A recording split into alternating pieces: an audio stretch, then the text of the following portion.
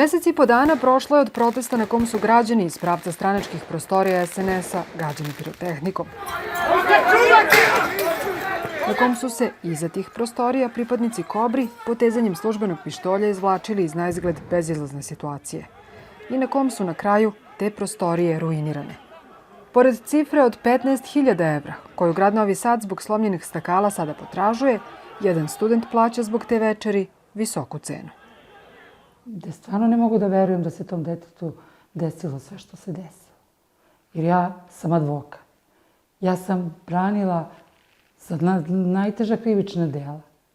Ali tako postupanje prema njima nije bilo, ni prema jednom mom klijentu. Bogdan Jovičić, student Fakulteta tehničkih nauka, star 22 godine. Uhapšen je nakon protesta zbog nasilničkog ponašanja na javnom skupu, konkretno zbog razbijanja prozora na stranačkim prostorijama. U fokus javnosti dolazi nakon što je 12. septembra, posle mesec dana pritvora i odluke suda da mu isti bude produžen, odlučio da stupi u štrajk glađu.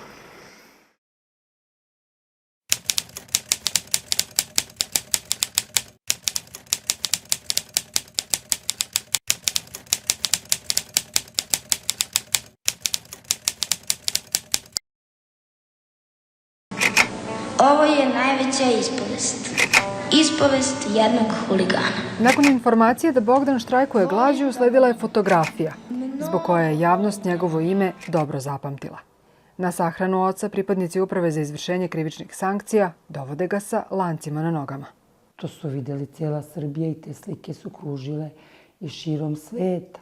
To je način na koji on ispraća svog oca, gde odlazi neadekvatno obučen, neprimereno tom činu posljednjem ispraćaju oca. Ne samo s lancima, nego i u odelu bez mogućnosti da se prethodno sredi i okupa, da mu se dostavi druga garderoba. Onda što za smrt svog oca saznaje u tim takvim uslovima na Klisi 5 dana nakon smrti oca. Znači njemu dolaze i kažu pre 5 dana je tvoj otac preminuo. Advokatica Ljiljana Borović-Marjanović objašnjava da su ljudska prava ovog studenta višestruko povređena. Uz izjave visokih državnih funkcionera u kojima ga opisuju kao huligana, neistine objavljene u medijima, do, kako kaže, odnosa prema njegovoj porodici. Morali su odmah da obaveste majku o njegovom zdravstvenom stanju i činjenici da je stupio u štrajk glađu, pošto vidim da su požurili da obaveste Ministarstvo pravde i Upravu za izvršenje krivičnih sankcija. Oni su istog dana, kad je Bogdan stupio u štrajk glađu, tražili od njega pismenu izjavu koja se nalazi, koju sam videla u spisima, su predmeta. Znači, obaveštavaš Ministarstvo pravde, odnosno Upravu za izvršenje krivičnih sankcija, a majku koja je ostala bez supruga, čije dete u pritvoru ne obaveštavaš. To su stvari koje ne smiju da se dešavaju. A Uprava za izvršenje krivičnih sankcija javnosti se obratila kada je Bogdan, 5. dana štrajka glađu, smešten u specijalnu zatvorsku jedinicu u Beogradu. Demantovali su navode da se prema njemu u pritvoru nehumano postupalo, da se krila činjenica o njegovom štrajku glađu, kao i da je o smrti oca obavešten tek nekoliko dana kasnije. Naveli su i da su pripadnici službe za obezbeđenje dužni da poštuju bezbednosne procedure prilikom izvođenja lica iz pritvorske jedinice, za šta se, kažu, koriste lisice za ruke i za noge.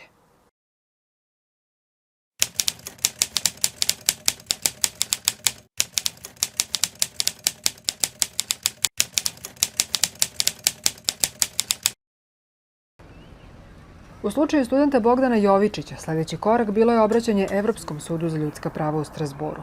Sud je prihvatio zahtjev da razmatra donošenje privremene mere koja bi podrazumevala premeštaj u zdravstvenu ustanovu ili određivanje kućnog pritvora uz elektronski nadzor. Ali je odluka suda bila da traženu hitnu meru ne donese. Ja moram da kažem da je to privremenu meru, zahtev, tu predstavku u Strazboru, da su to radile kolege koji su bili njegovi branioci pre mene u tom predmetu, a to je kolega Srđan Kovačević i da li je kolega Gvozdenac ili da vas sad ne slažem. Oni su to, napisali su tu predstavku Strazboru. U međuvremenu, Bogdan je zaista smešten na lečenje. Bogdan se ne nalazi u toj u pritvoru na Klisi. Sad, ko što vidim, izlaze tekstovi u Kuriru. Neuspeh pred Strazboru. Ne. Strasburg je rekao da je on dobio ono što je traženo. On je dobio lekarsku negu. Ali da sve ostale povrede njegovih ljudskih prava će se rešavati u redovnom postupku jer nisu hitne. A Bogdan je imao ozbiljan broj povreda ljudskih prava za koje Strasburg nije rekao da se nisu desile. Razumeš, gde to može da bude? Pa to ne može da bude. Za novinara Lista danas više je nelogičnosti u ovom slučaju. Iako zakonodavstvo u Srbiji kaže ne poznaje poređenja, ne može da objasni različite mere koje sudovi izriču za isto delo. Radi se o tome da sam došao do podatka da posle incidenta u Subotici, kada je došlo do tuče masovne dve navijačke grupe, da je tu nekih 6-7 lica privedeno, da su osumnjičeni za potpuno isto delo kao i Bogdana, to je nasilničko ponašanje na javnom skupu. Mislim da je to bilo mnogo intenzivnije, tamo su korišćene palice, šipke, štangle, bilo je povređenih i sa jedne i sa druge strane, čak i jedan policajac povređen ili više njih čak. A na kraju njima je izručena mera kućnog pritvora.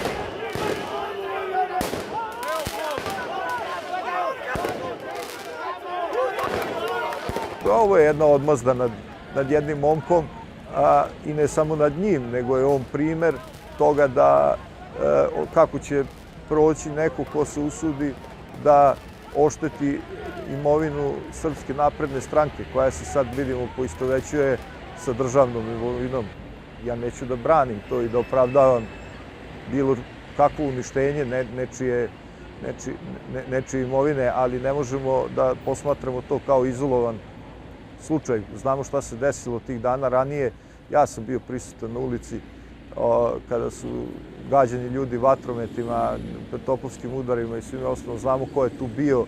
Tu su bila lica iz kriminogene sredine. Sa te se strane ipak niko nije našao u policiji ili pred tužiocem. Bogdan je u Novosadsko tužilaštvo iz specijalne bolnice dovezen jednom kako bi se izjasnio o proširenju istrage, jer mu se na teret stavlja još jedna radnja. Da je u grupi sa dvoje osumnjičenih polomio vetrobransko staklo na automobilu. Sada se čeka odobrenja lekara za specijalnu bolnicu, gde se i dalje leči od posledica 13-dnevnog štrajka glađu, napusti kako bi se pred tužilaštvom mogao izjasniti i o glavnom krivičnom delu za koje se tereti.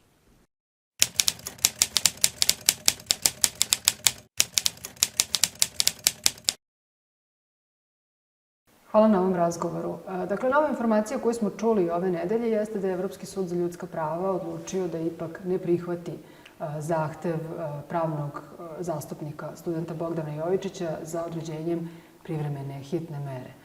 Kako vi razumete tu odluku suda, zbog čega je ona doneta i šta ona zapravo donosi u Bogdanovom slučaju? Mislim da je važno da prvo istaknemo i pojasnimo zapravo šta su to privremene mere i u kojim situacijama se one traže od Evropskog suda za ljudska prava. Dakle, lice koje nema aktivni i postupak u toku pred Evropskim sudom za ljudska prava može tražiti hitnu privremenu meru, donošenje takve mere od strane suda u Strasburu, u situaciji kada mu je ugroženo ili povređeno neko pravo koje je propisano konvencijom, a preti mu neka nenadoknadiva ili teško nadoknadiva šteta. U konkretnom slučaju pritvorenog studenta Bogdana Jovičića to je bilo pravo na život kao pravo propisano konvencijom, s obzirom na to da je on štrajkovao glađu, da je njegovo zdravstveno stanje bilo ozbiljno ugroženo i da se nalazio u pritvoru na Klisi gde nije imao odgovarajuću adekvatnu zdravstvenu zaštitu i negu. Od momenta kada je zahtev za privremenu meru podnet do momenta odlučivanja suda promenile su se okolnosti. Dakle, student je prebačen u specijalnu zatvorsku bolnicu i ja pretpostavljam da je to bio jedan od razloga suda zbog čega je doneo takvu odluku. Dakle, sud se neće u obraćanju lica koje nemaju postupak baviti time da li postoji krivica tih lica, da li su ona zakonito lišena slobode ili nisu zakonito lišena slobode. On će se ograničiti dakle samo na tu štetu koja neposredno prestoji i koju zapravo sud tom hitnom privremenom merom pokušava da spreči. Nakon protesta u Novom Sadu, koji se dogodio 13. avgusta, uhapšeno je više osoba. Njih nekoliko je dalje u pritvoru na Klisi, u okružnom zatvoru na Klisi. Među njima, dakle, i student Bogdan Jovičić, kome je zapravo taj pritvor najpre određen na 30 dana, pa je potom produžen za još toliko. Hajde da nam negde prokomentarišete koliko je zapravo mera koja je prema njemu određena, pa i ono postupanje Uprave za izvršenje krivičnih sankcija koje smo mogli da vidimo, koliko je takvo postupanje uobičajeno i koliko je ono zapravo srazmerno delu kojemu se stavlja na teret, a to je nasilničko ponašanje na javnom događaju ili sportskoj priredbi. Mislim da je važno da kažemo prvo šta je pritvor i čemu pritvor služi u krivičnom procesnom zakonodavstvu Republike Srbije. Dakle, pritvor je jedna mera koja obezbeđuje sudu nesmetano odvijanje postupka. Cilj pritvora je da okrivljeni bude dostupan sudu tokom vođenja krivičnog postupka. Da bi se pritvor odredio, potrebno je da se ispune određeni uslovi. Ne možemo paušalno određivati pritvor. Evo sad pritvor može, sad pritvor ne može. Dakle, opšti uslov za određivanje pritvora je da postoji osnovana sumnja da je određeno lice izvršilo krivično delo. Pored tog opšteg uslova, odnosno zajedno sa tim opštim uslovom, potrebno je da postoji neki od posebnih uslova. Posebni uslovi se tiču, recimo, toga da je okrivljeni u bekstvu, da se on krije, da će uticati na svedoke, da će ponoviti krivično delo, da će uništiti dokaze i postoji jedan poseban razlog za pritvor, a to je kada je učinjeno teško krivično delo sa elementima nasilja, a došlo je do uznemirenja javnosti. U konkretnom slučaju Bogdana Jovičića došlo je do uznemirenja javnosti, međutim, ne iz razloga koji zakon propisuje za pritvor. Javnost je bila uznemirena, odnosno i dalje uznemirena njegovim tretmanom u koji svi imamo uvid sticajem okolnosti. Od početka studentskih protesta i blokada mi imamo sliku o tome da se pritvor određuje paušalno, dakle bez zakonskih razloga. Ja ne znam koji je konkretno zakonski razlog za pritvor, taj poseban razlog za studenta Bogdana Jovičića, ali ja mogu da pretpostavim, s obzirom na druge pritvorenike koji su u pritvoru ili su bili u pritvoru u vezi sa slobodom okupljanja, da je to razlog ponavljanja krivičnog dela, jer sud tu posmatra da su blokade i protesti i dalje u toku i smatra da će okrivljeni ponoviti krivično delo. Međutim, u toj situaciji mi imamo ZKP-om propisanom bar dve mere kojima se postiže ista svrha, a blaže su, smatraju se blažem u odnosu na pritvor. To su mera zabrana napuštanja stana, odnosno kućni pritvor. Isto tako mera je zabrana poseta određenih mesta. Znači, vi možete da okrivljenom zabranite da posećuje određena mesta. Ovakvim paušalnim određivanjem pritvora, pogotovo studentima koji su, ne dolaze, da kažem, iz kriminogene sredine, prosto nisu prethodno osuđivani, se šalje poruka i studentima, šalje se poruka i javnosti, odnosno građanima koji žele da učestvuju u protestima, žele da izraze neko svoje političko mišljenje, da će se pritvor i njima odrediti. Sad, što se tiče tretmana samog studenta Bogdana Jovičića, ne, on nije uobičajen i on nije adekvatan. Mere koje se primenjuju prema licima koja napuštaju zavod, pritvorenicima, osuđenicima, iste mere važe za obe, su propisane posebnim pravilnikom Uprave za izvršenje krivičnih sankcija. Taj pravilnik kaže da se u slučaju da jedno lice napušta zavod iz bilo kog razloga, recimo to često napuštaju iz medicinskih razloga ili idu na suđenje, prosto ako su pritvorenici, postupak je u toku, da ono mora biti vezano na određeni način. Međutim, isto tako kaže da se ta mera vezivanja nogu sprovodi izuzetno i da tako nešto mora biti određeno u tom nalogu za sprovođenje pritvorenika. Tu meru donosi rukovodilac organizacione jedinice, odnosno te njihove službe obezbeđenja. Ko je, zbog čega i zašto na takav način dao takvo naređenje, mi ne znamo, ali mislim da možemo iz toga što smo videli izvući određene poruke. Prva poruka je da je, mislim, nekako meni najupečatljivija, jeste da je student koji je prethodno neosuđivan, koji je prosto učestvovao u protestima i koji se natereti za neko, ne znam kako teško krivično delo, je prikazan kao lice koje je toliko opasno da je neophodno na njemu primeniti tu izuzetnu meru kako bi se on sprečio, dakle sprečilo njegovo potencijalno bekstvo. Druga poruka je meni degradacija njegove ličnosti, gde se on u momentu teškog bola, je li tako, gde ga prosto javnost vidi, gde dolazi do povrede dostojanstva njegove ličnosti, gde on nema način kako da prosto izrazi tu svoju bol, a pritom je vidljiv, znači svi ga slikaju, svi ga snimaju. Oni su hteli, meni se čini, da poruče javnosti da je to regularan tretman osuđenika, odnosno pritvorenika koji eventualno učestvuju u blokadama, što nije istina. Dakle, osuđenici i pritvorenici se u regularnim okolnostima zaista vrlo retko se primenjuje mera vezivanja nogu prema njima. U tom kontekstu njegove kolege, studenti sa Fakulteta tehničkih nauka u Novom Sadu, kada govore o njemu, nazivaju ga i opisuju ga kao političkog zatvorenika. Koliko je to daleko od istine, da tako kažem? Pa ja mislim da nije daleko od istine. Mislim da su svi ljudi koji su učestvovali u protestima i studenti, i građani, i aktivisti koji praktikuju svoju slobodu okupljanja, a bili su pritvoreni, lišavani slobode po različitim osnovama, na neki način politički pritvorenici.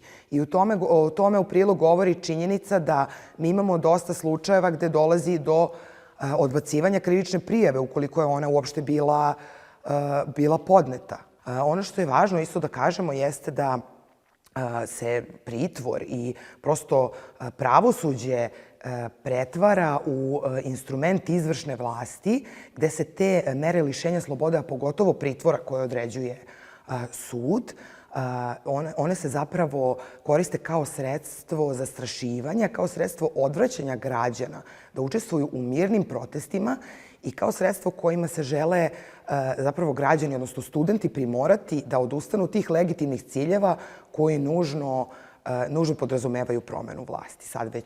Sad je već to jasno i prosto negde i rečeno. Hvala vam lepo na ovom razgovoru. Hvala vam.